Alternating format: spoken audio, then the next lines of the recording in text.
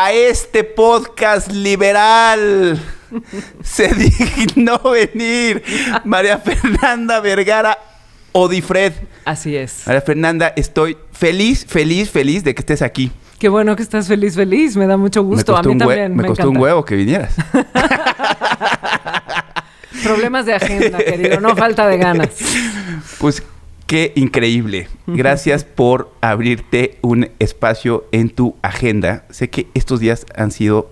Bueno, has estado en el ácido. Así es, querido. Pero bueno, qué bueno que tengas tanto trabajo. Así es. Esto de la interpretadera de lo que está pasando parece que tiene su éxito y su importancia. Y bueno, por eso está bueno venir a chacotear un rato de eso. Es un pedo, pero está súper interesante. Así es. Tú nos trajiste... Bueno, traes tu nuevo estudio. Levantaste una encuesta. Así es. Muy interesante porque te basas en el informe del presidente Andrés Manuel López Obrador. Sí. Y no nada más te quedaste en vamos a evaluar la aprobación, sino que te metiste en los issues, que eso está súper interesante. Y yo creo que a nuestra audiencia le va a interesar muchísimo. Entonces, a ver, primero, platícanos sobre la metodología, platícanos de qué se trata el estudio, qué intentaste encontrar, en qué se diferencia de las otras encuestas, por qué es especial este estudio de Indenta. Oye, está padre el nombre.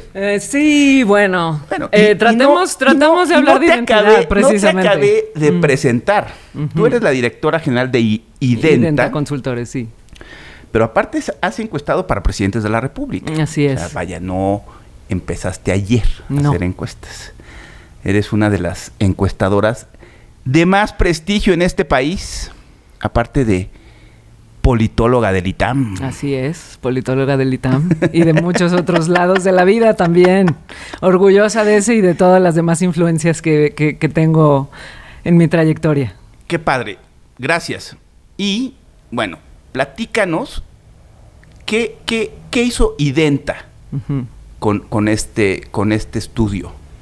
A ver, te cuento. En Identa levantamos una encuesta trimestral para evaluar lo que está pasando con el gobierno federal, la percepción de la gente, etcétera. Eso no es novedoso. Sin embargo, hacemos cositas interesantes basado en ciertas preguntas de investigación que a nosotros nos importan. Se trata de una encuesta en vivienda que levantamos a 1,200 mexicanos.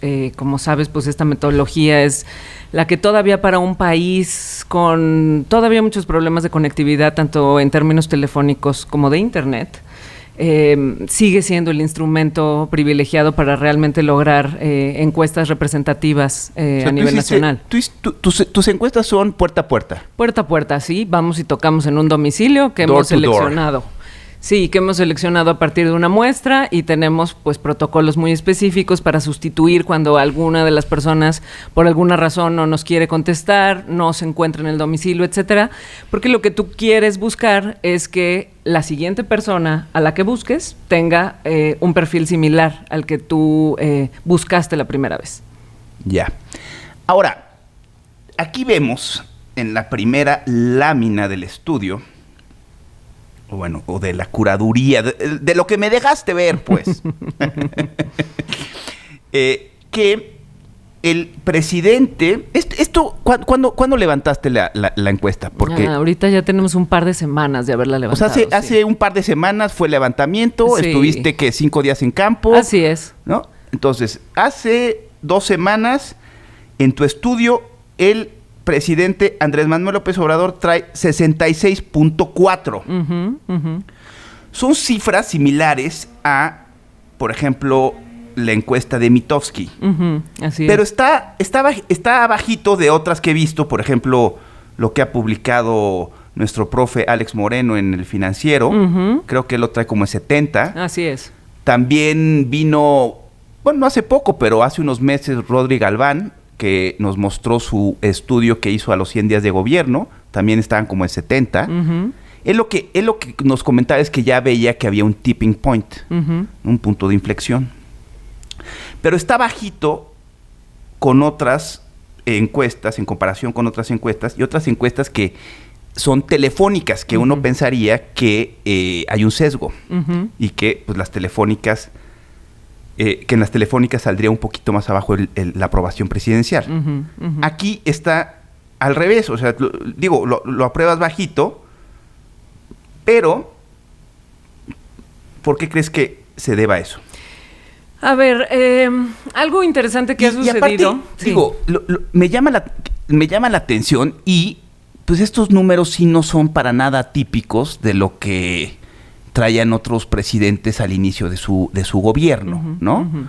Por estas fechas, digamos, alrededor del primer informe. Así es. O sea, no es atípico en comparación con lo que trae el presidente Calderón, por ejemplo, con lo que trae el presidente Fox,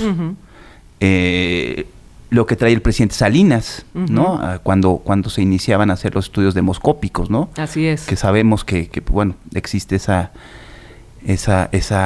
línea de tiempo, pues, ¿no? Efectivamente, en este momento creo que de las encuestas publicadas y la nuestra que no es publicada, y tú tienes algunos de nuestros datos, pero son para uso privado, lo que se está concluyendo en este momento es efectivamente lo que mencionas. En este punto de su primer año de gobierno, tiene una aprobación muy similar a la del presidente Felipe Calderón y Vicente Fox a estas alturas del año. Digamos, las dos historias... Al que evaluaban un poco más abajo era el presidente Peña. El presidente Peña definitivamente más abajo. El presidente Peña empezó bajo y cayó a lo más bajo que hemos visto en aprobación de algún presidente a lo largo de su sexenio. Empezó bajo, subió y después se desplomó a... Y eso de la subida es un decir. One digit approval numbers. Eso de la subida es un decir, no todo el mundo lo registró así. Hubo algunos momentos en que después del tema el Bester Gordillo, algunos puntos, ¿no? Donde hubo alguna subida en particular. Pero sí fue un gobierno que en términos generales empezó en un nivel relativamente bajo en comparación con cómo empezó Calderón, cómo empezó Fox, Salinas en su momento. Por supuesto, Zedillo es un caso también diferente, pues por el tema de la crisis ¿no? que le sobrevino a inicios de su gobierno. Eso lo hace una trayectoria de gobierno totalmente distinta. O sea, un gobierno que empezó de abajo y terminó en unos niveles bastante razonables de aprobación. Ahora, ¿qué vemos? Dos grupos de encuestadoras de alguna forma, dos historias que cuentan las encuestas que se han hecho hasta ahora. Una, que es que el presidente López Obrador empezó en niveles altísimos de aprobación, es decir, en enero, febrero, niveles de 80, 85% reportaron algunas, y después una caída fuerte. Sí, a lo largo de los, digamos, el segundo trimestre, sobre todo del año, una caída muy fuerte. En algunos es de 9, 10, hasta 15 puntos en algunos casos. Y habemos otras encuestadoras que la historia que traemos es una aprobación mucho más moderada, alrededor del 70%, en su nivel alto, digamos, en diciembre. Nosotros no medimos en enero y febrero, que es donde aparentemente se dio como el punto más alto. Pero digamos algo más alrededor de los 70s bajos, y después unos movimientos muy razonables, muy normales, de bajada de 5, 6 puntos por ahí más o menos. Ahora, lo que sí se ha comentado mucho, y creo que coincidimos en general los encuestadores que hemos dicho públicamente cosas de estas, es que sí se nota una diferencia muy importante entre la aprobación general que se le da al presidente López Obrador y la aprobación que hay específicamente sobre políticas públicas y temas en general, ¿sí? Lo que notamos es una brecha importante de eso, ¿sí? Una aprobación que ahorita está alrededor del 70, 65, ¿no? Por ahí, y aprobaciones de los temas que algunas se acercan a la aprobación presidencial, por ejemplo, el tema de programas sociales, ¿sí? Pero algunas que están 25 puntos abajo de la aprobación del presidente, como seguridad, como manejo de la economía, etcétera. Y esa es una de las cosas importantes y que muestran una como particularidad de la aprobación en este momento. ¿Qué creemos que está pasando allí? Bueno, algo interesante, es decir, tenemos un presidente que en este momento no tiene una aprobación fuera de serie. Sin embargo, sí hay aspectos novedosos en esto de medir la opinión pública, porque estamos sí frente a un presidente que está tratando de hacer una labor pedagógica de cambio de retórica. Y es para nosotros que estudiamos esto, es muy interesante ver cuál es el comportamiento de esa opinión pública ante ese profundo cambio retórico. Más allá de si es correcto o no, si tiene la visión correcta o no. ¿Qué pasa cuando los términos de la discusión que plantea el presidente son un otros? Genio de la comunicación política, como se ha dicho? Esa es una pregunta importante. Pero más allá de calificarlo de genio o no, creo que lo interesante es decir... Que sí, vaya, es eficaz y eficiente en su mensaje. Sí. O sea, si su mensaje llega y hace eco. Sí.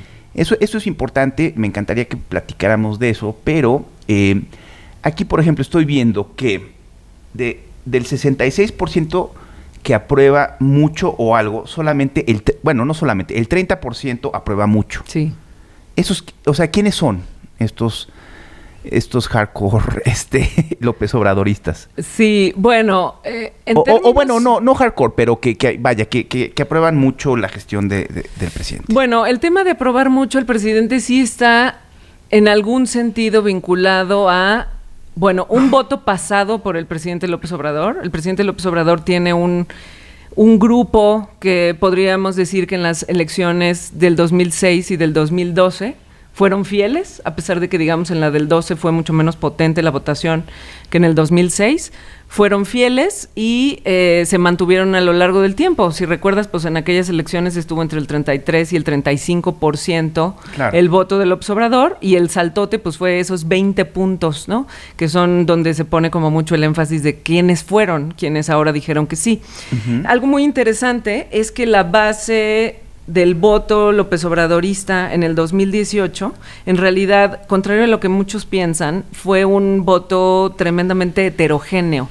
No se puede hablar de un voto muy ligado a nivel socioeconómico, por ejemplo, ni siquiera a nivel educativo. Los segmentos, incluso más educados, votaron un poquito más intensamente que el promedio de la población por López Obrador. De cierta manera, eso prueba que posiblemente la gente vote para premiar o castigar gestiones. Sin duda, y no podemos... No, y que no hay una cuestión de identificación partidista. Bueno, o que, a ver. Vaya, algo que he escuchado es que el clivaje que explicó la elección es el fracaso en la estrategia de seguridad del presidente Peña. Bueno, junto con quizá algunos elementos de a ver, este tema etcétera, me parece muy interesante.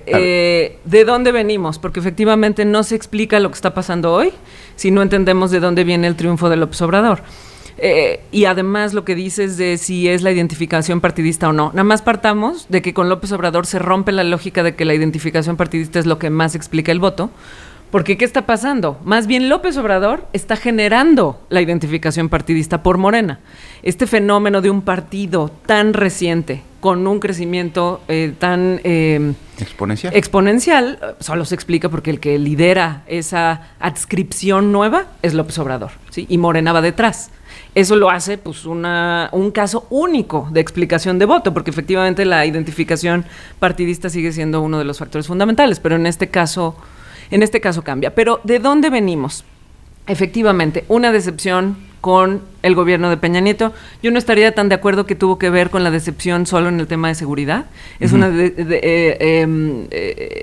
una decepción muy amplia, que te diría que tuvo 3 momentos clave para entender qué pasó con ese sexenio. El primero fue el combo Ayotzinapa-Casablanca, ¿sí? Sí, fue el primer gran bajón de Peña Nieto, que te insisto, él nunca empezó realmente muy alto.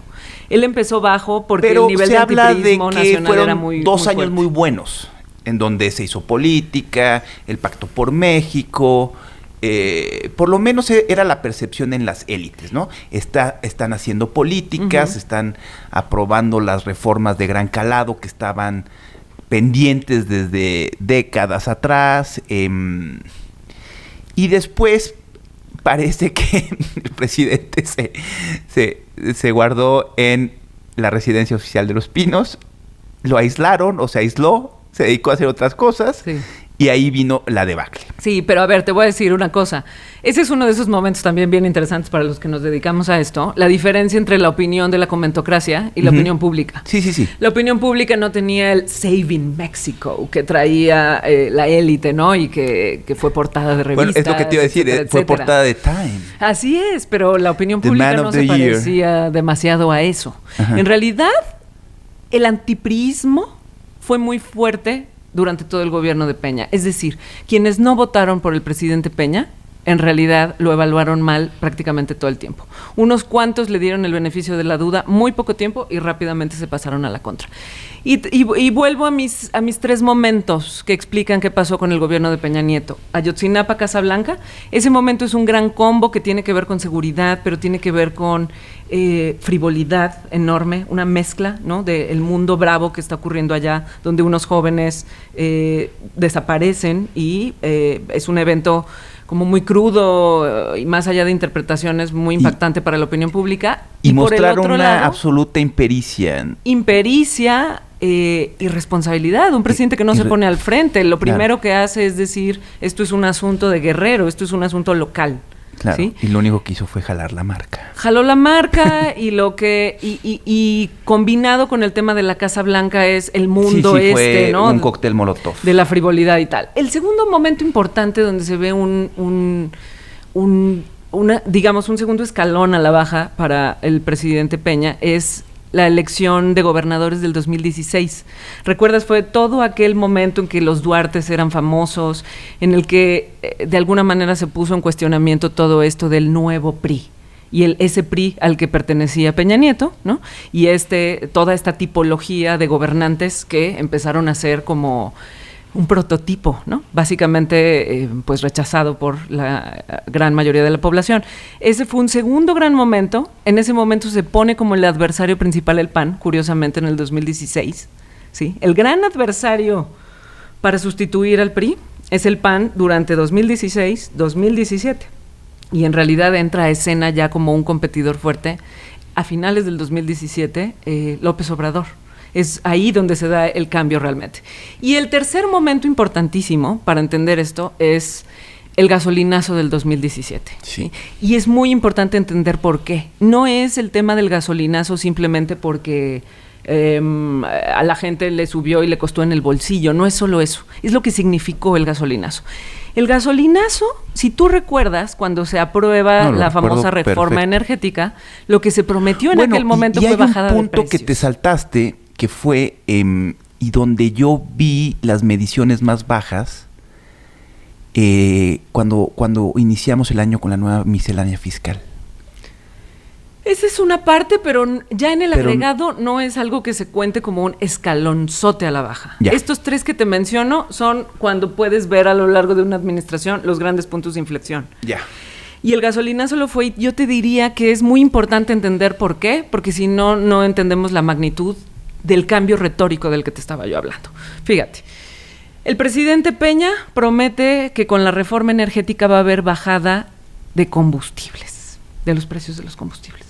Una cosa que desde el lado técnico es incorrecto prometer, porque precisamente partes del supuesto de que lo que quieres hacer es liberalizar un mercado, dejar que fluctúe, no puedes prometer la bajada de combustibles.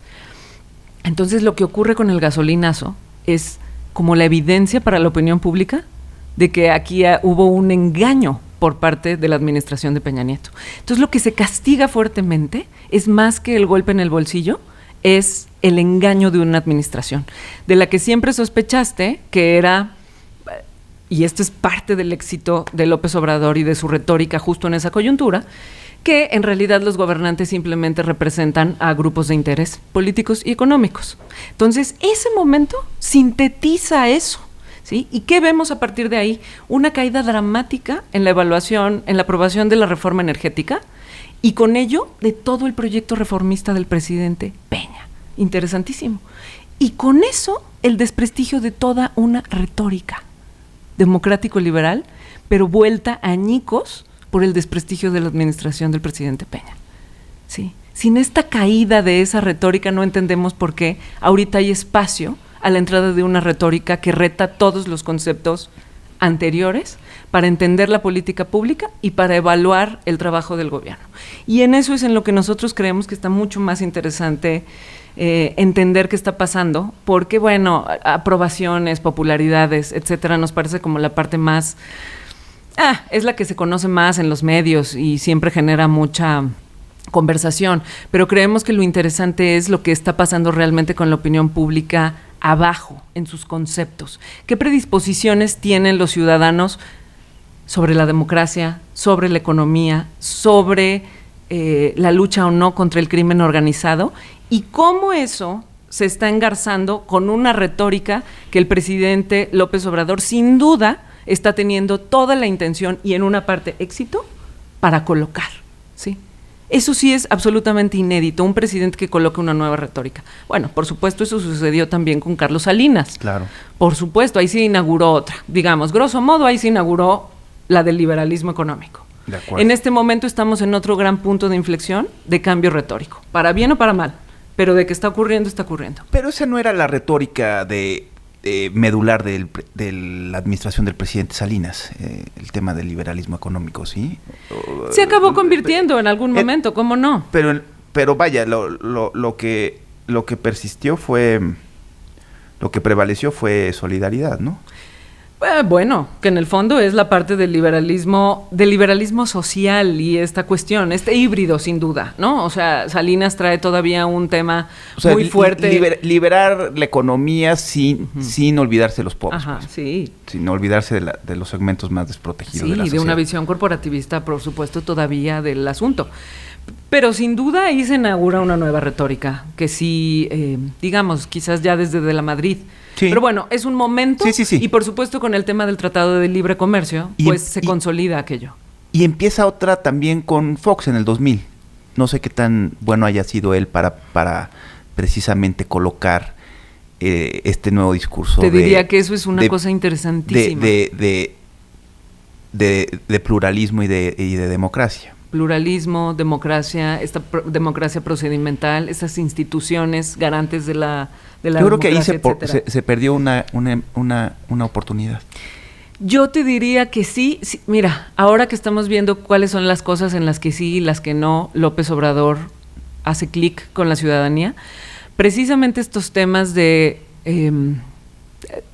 toda esta jerga de productividad, competitividad, globalización, México en las grandes ligas, etcétera, que de alguna manera podríamos decir que se inauguró en aquella época que estamos hablando, persiste y se enraizó en las predisposiciones de los mexicanos, está ahí.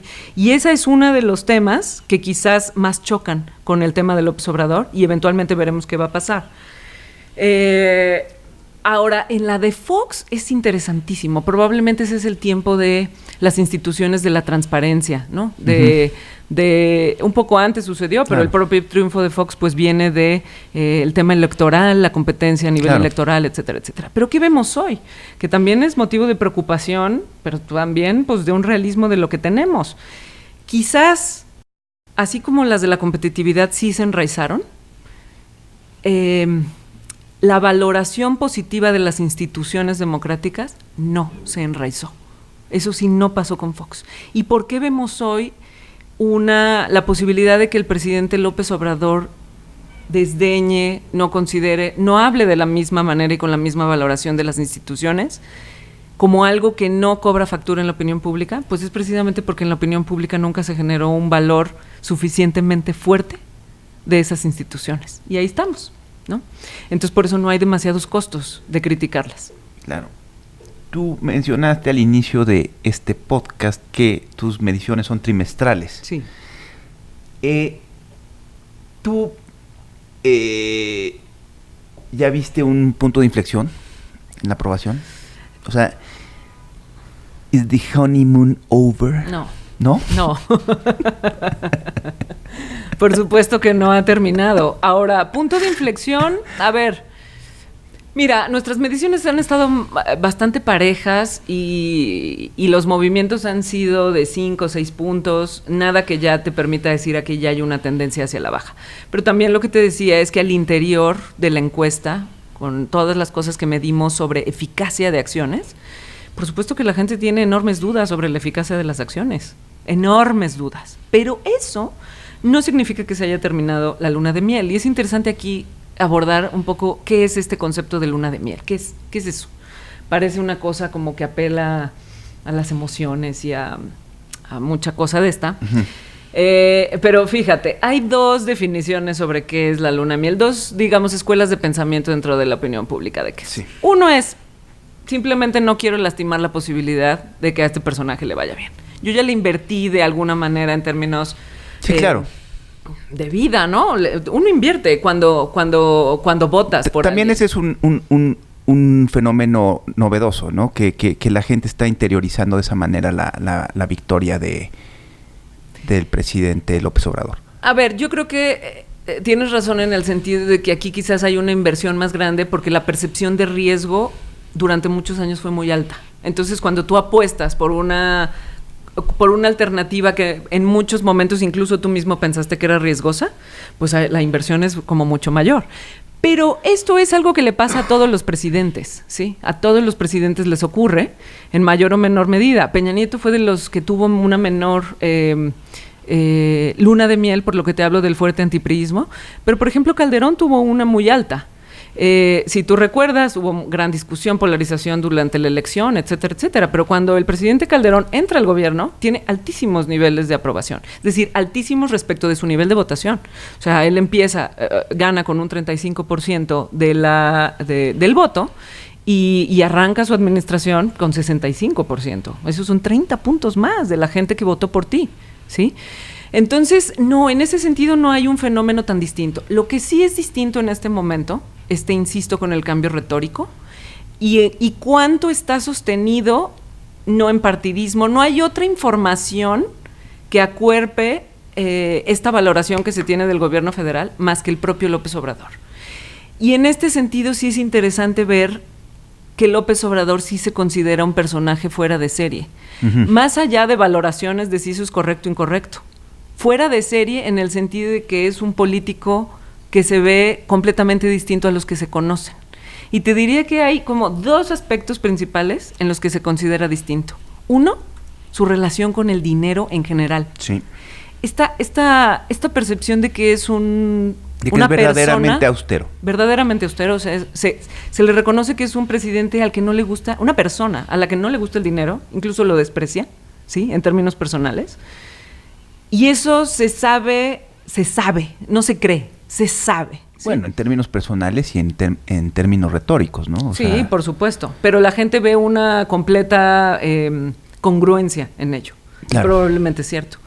Y la segunda es una también muy interesante. Todo esto viene más de nuestra exploración cualitativa. Creemos que ahorita es muy importante la exploración cualitativa en todo esto. Porque ante un cambio retórico, nuestras mediciones tienen que afinarse mucho más. Y entender qué está pasando a nivel lenguaje con la gente. La segunda cosa viene de este tema que los ciudadanos siempre hablan de los políticos como títeres. Sí. Los políticos como títeres es una cosa bien interesante.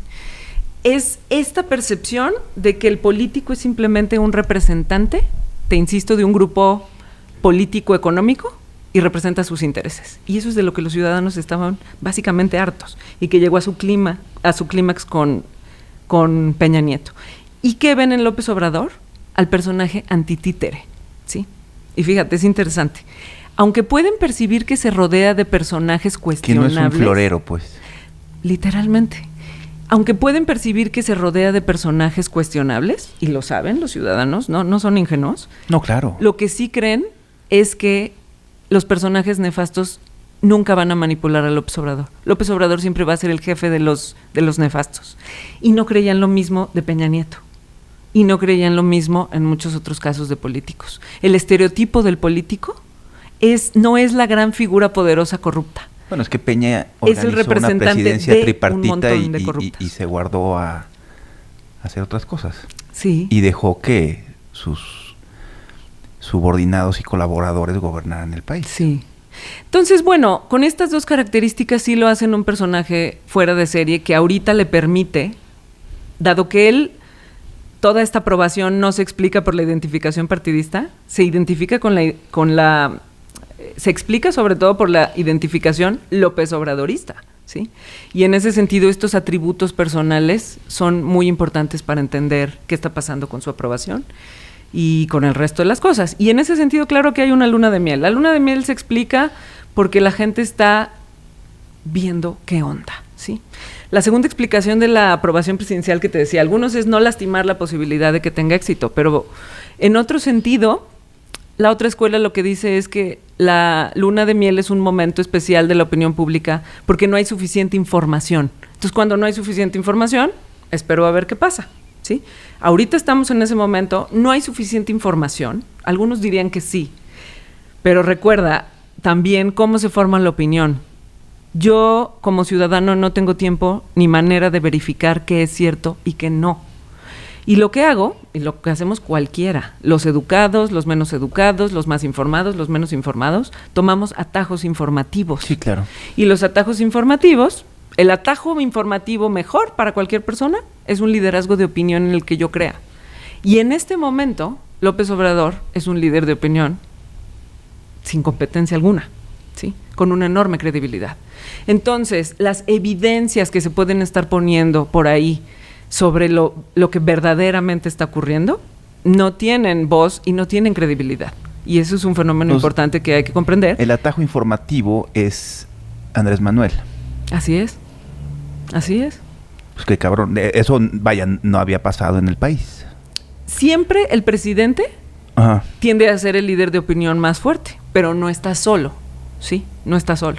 Ahorita sí estamos viendo un caso muy especial de líder de opinión único, ¿sí? Con un enorme desprestigio de lo demás y sobre todo, insisto, con un desprestigio de la retórica de los demás. La retórica de los demás. Y eso permite que la nueva retórica de López Obrador tenga escucha, ¿sí? Y en ese sentido, alguna de las láminas que te pasé por ahí, para nosotros como que es de lo más interesante de todo esto. Todo el tema del ataque al neoliberalismo que tiene López Obrador ahora como gobierno es bien interesante. Si tú te acuerdas en la campaña y en todos los 18 años previos de discurso de López Obrador, realmente el tema del neoliberalismo entraba, pero no era lo principal. El tema era el combate a la corrupción, ¿sí? Sin embargo, entró al gobierno y el tema del neoliberalismo es central. López Obrador equipara, no completamente, los distingue, pero sí busca engarzarlos, el tema del neoliberalismo con el tema de la corrupción política, ¿sí?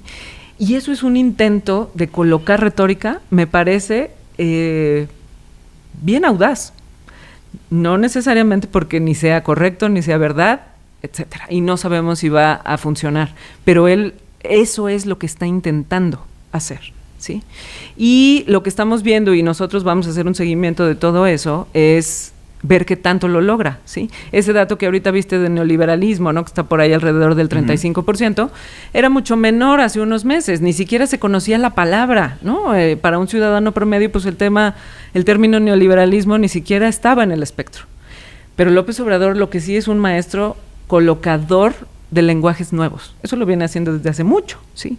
Con sus floreros, con sus, lo que diga mi dedito, etcétera. Antes en campaña, pero ahora en gobierno lo está haciendo como una retórica de cómo entendemos la historia política contemporánea, ¿sí?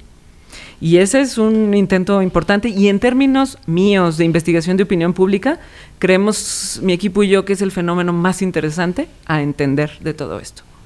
Sí. Wow. Y según el estudio que hicieron, bueno, de la encuesta, ¿qué es lo que la gente más le reconoce al presidente?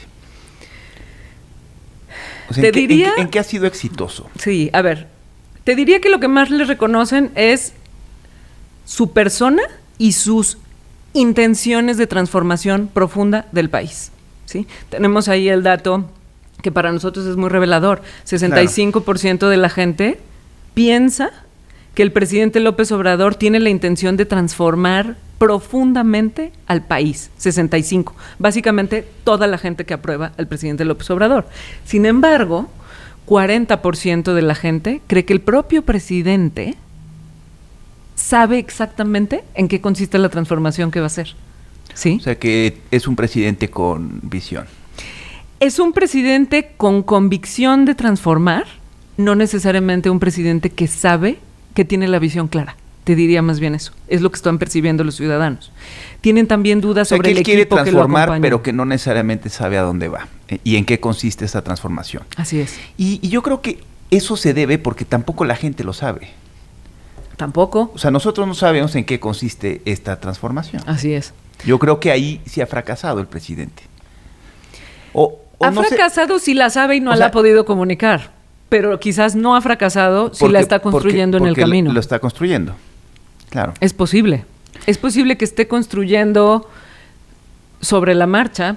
Muchos gobiernos lo hacen, tampoco es el único. Pero uno que intenta inaugurar una cosa distinta, insisto, no quiero calificar si de mejor o peor, probablemente tiene que ir construyendo en el camino. Y creo que lo que él está haciendo es tratar de acompañar eso con una renovación retórica. Sí. Y hasta ahora, digamos, le ha funcionado. ¿Cuánto aguante esto? Ningún presidente aguanta golpes de realidad graves en la vida de los ciudadanos. Eso también es importante, ¿sí?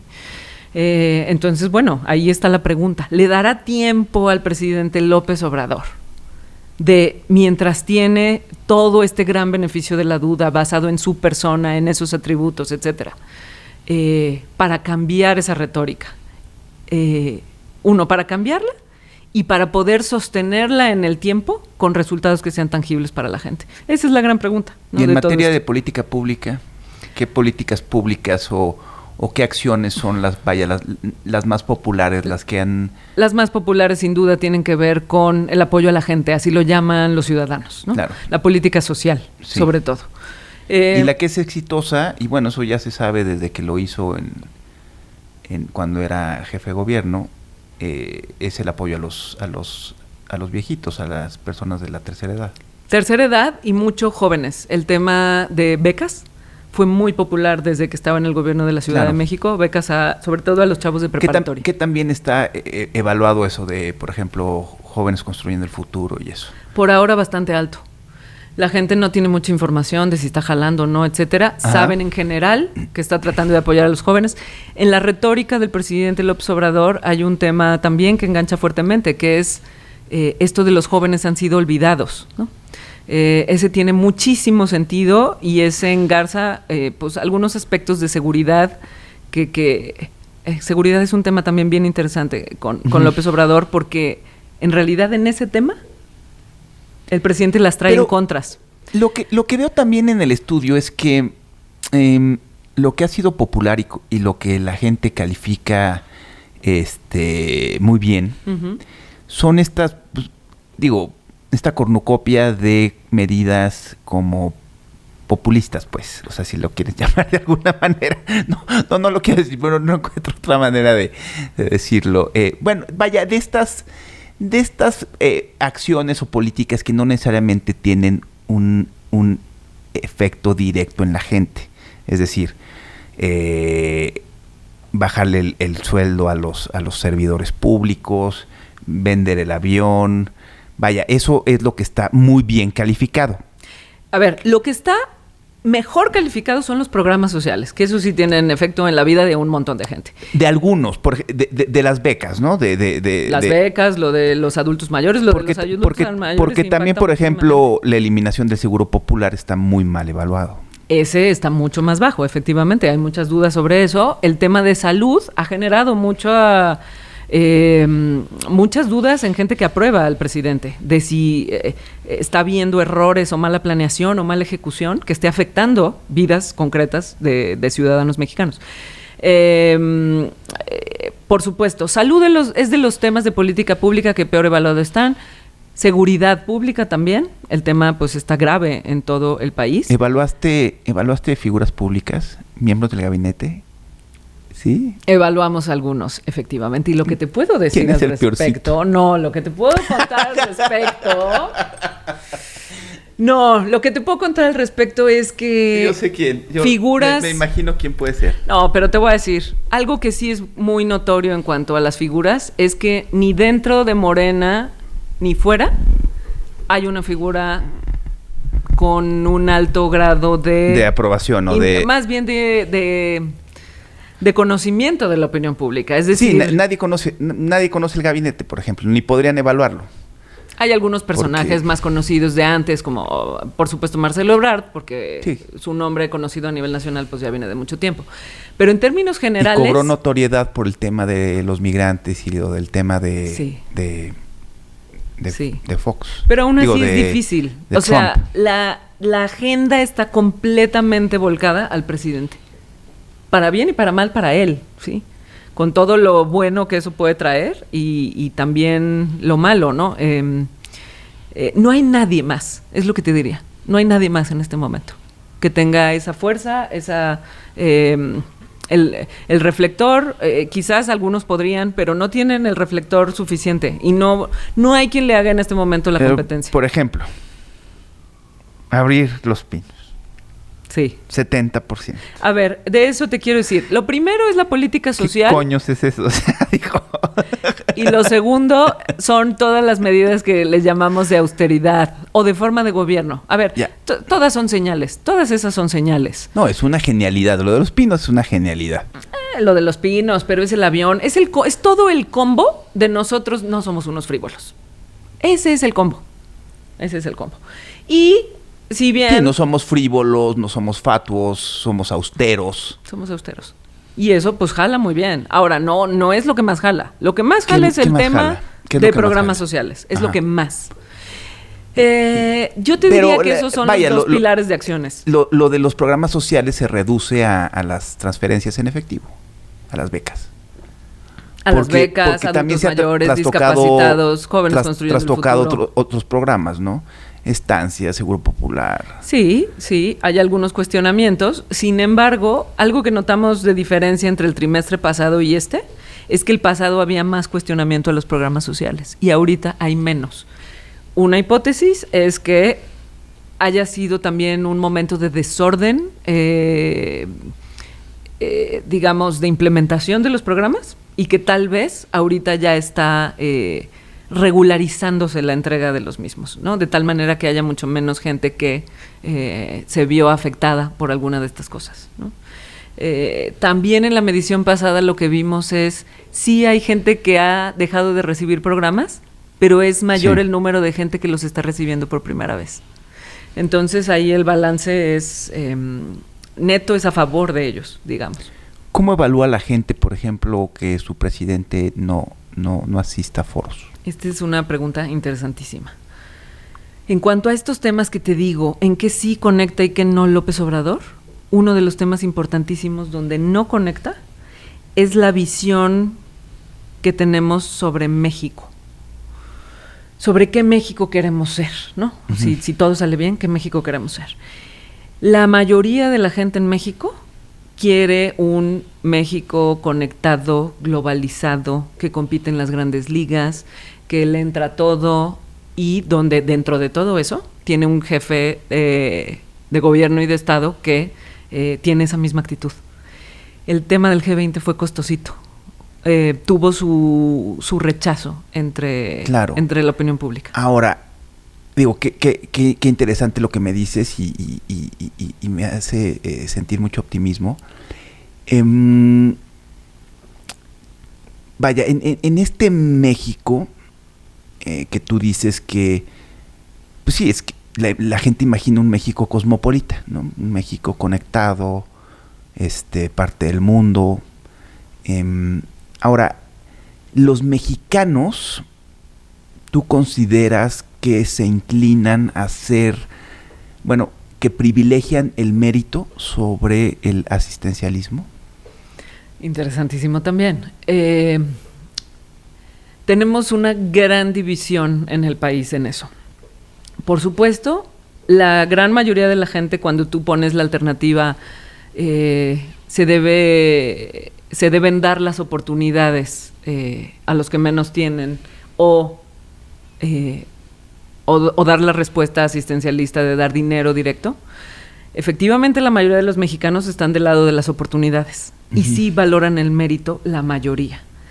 Sin embargo, cuando tú juegas un poco con estos fraseos, Sí. y por ejemplo, colocas la dicotomía en el gobierno debe intervenir para disminuir la desigualdad versus la riqueza se debe repartir de acuerdo al esfuerzo y mérito de cada persona. Eso está completamente dividido el país en esas dos visiones, ¿sí? Y una que te va a parecer, yo creo que muy interesante, es, a pesar de que sí estamos en la cosa globalizada, etcétera, etcétera, en otra dimensión, los mexicanos conectan fuertemente con el presidente López Obrador porque sí están a favor de la intervención del Estado en la economía. Sí. Y pueden convivir esas dos cosas. ¿Somos más estatistas que liberales? Sí. My God. Y eso conecta. También el presidente López Obrador conecta en su conservadurismo personal, que es cierto, sincero. Claro. Y la mayoría de la población mexicana es conservadora. La gente entiende que el presidente es un presidente cristiano y no católico. No creo que haya esa nada más claridad. entiende que es un presidente muy religioso. Es un hombre religioso. ¿Sí? ¿Lo un entiende? hombre conservador. Lo religioso nunca no lo hemos visto. Pero, por ejemplo, cuando tú dices un presidente conservador es de acuerdo a los issues, es decir, un presidente que se opone al aborto, Sí. es un presidente que se opone a la legalización de las drogas. Sí. Vaya, aunque sea un proyecto de izquierda, es un presidente conservador. Sí. Y en temas, por ejemplo... Y eso se le hace atractivo al electorado. Hay una parte, sin duda, que sí. Comulgan. Él no lo ha vuelto un tema político. Nadie ha vuelto esos temas estrictamente políticos. Es decir, ningún partido se ha planteado en México directamente en oposición al otro por uno de estos temas. Uh-huh. Y él tampoco lo hace. Trata de mantenerse un poco en la neutralidad. Pero se le nota. Y sobre todo cuando López Obrador habla de valores, la recuperación de él le llama tiene un nombre muy específico que él le da, pero como una reserva de valores espirituales, etcétera. En México hay una parte de eso que claro que está en consonancia con lo que piensan los ciudadanos.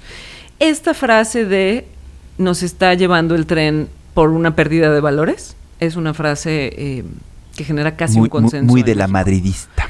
Casi genera un consenso en México, sí. Y el presidente López Obrador conecta en una parte de eso. La gente no tiene nostalgia del pasado, pero sí de los valores. ¿Por qué la gente aborreció esa postura en de la Madrid y la premia en... bueno, que no sabemos. Yo creo que fue la élite más que la comentocracia y la élite la que desdeña. Y aparte se hablaba de que era una idea de Leñora, de Paloma, etcétera. Entonces, pero no más bien podemos saber en términos de opinión pública qué pasó en entonces. No podemos saber. Sería interesantísimo saber. Pero esos temas, en general, a la comentocracia siempre le generan resquemor, ¿no? Porque en general la comentocracia es liberal. Bastante liberal. Bastante liberal en oposición a cierto conservadurismo de la opinión pública. Sí, de acuerdo. Ya para dejarte ir. no quiero que acabe, que está buenísimo. ¿Cómo califica la gente la política de seguridad del presidente? Y ahí hay todo un tema, sí. Hay un tema, porque por un lado está la Guardia Nacional, que eso lo premia la gente quiere ver soldados en las calles y más en las regiones muy conflictivas. Pero, por ejemplo, la gente, ¿cómo califica el tema de la amnistía? El tema de la amnistía. ¿Ya lo midió tu estudio? Fíjate que no en la última. Pero es algo que trae desde la campaña. Lo trae desde la campaña y lo hemos medido desde entonces. La amnistía fue de los poquísimos temas donde la mayoría estaba en contra de la posición de López Obrador. Desde la campaña. Es decir, hay quienes de pronto dicen que fue uno de los factores por los cuales ganó López Obrador. Es falso. El tema de seguridad no fue para nada un detonante de algo positivo para López Obrador. Era toda su agenda de corrupción y todo su tema de contra las mafias y los arreglos, ¿no? Y el capitalismo de cuates y estas cosas. No en sus palabras, pero eso fue. Entonces, en el tema de seguridad efectivamente conviven dos cosas encontradas. Por un lado, esto que dices, los ciudadanos están mucho más del lado de mano dura, sí, mucho más. Y en ese sentido, por supuesto, la Guardia Nacional y la cercanía percibida con el Ejército y la Marina es algo muy positivo. Sin embargo, las declaraciones de López Obrador y esta postura como de no combate, no intervención, no son bien vistas por la opinión pública. Pero todavía no es algo que se sepa tan, digamos, por la inmensa mayoría de la población, no es algo que se sepa, pero sin duda es de las tensiones más importantes que tiene el gobierno en este momento y que va a tener a lo largo del tiempo. Sí. Ya. Está tratando de hacer un cambio retórico ahí, pero si te digo que en el otro, en el económico, puede ser que tenga un poco más de éxito, en el de seguridad se ve mucho más difícil que lo tenga. De acuerdo. Sí. Ahora que mencionas el capitalismo de cuates, ¿este estatismo con el que se identifica el electorado mexicano es anticapitalista? No. No. ¿No? No, para nada. Es un Estado... A ver, ¿por qué es la posición a favor de que el Estado intervenga? Hay esa retórica gubernamental. Porque la idea es que si el Estado interviene, sí hay la idea de un desequilibrio. Si no se interviene, los mismos ganan siempre. Simple. Si el Estado interviene, puede ser que a mí me defiendan, porque los intereses no se representan de la misma manera. Muy simple, muy simple. Y va muy conectado con este tema que te decía, la idea de los políticos representando grupos de interés y no representando el interés general. Claro. Ese es, en el fondo. Y ahí, efectivamente, López Obrador engarza perfectamente. Sí. Sí lo es. María Fernanda Vergara Odifred. Ay, querido. Que dejó plantado a Loret para venir a campus. No, un gusto estar aquí contigo. Estuvo interesantísimo. Me encanta platicar contigo. Dejó plantado a los del Financiero. No, mil gracias por venir. Gracias a ti. Ya sabes que eres súper consentida de campus, te queremos mucho. Muchas gracias. Gracias, Echegaray. Venga. Fist bump.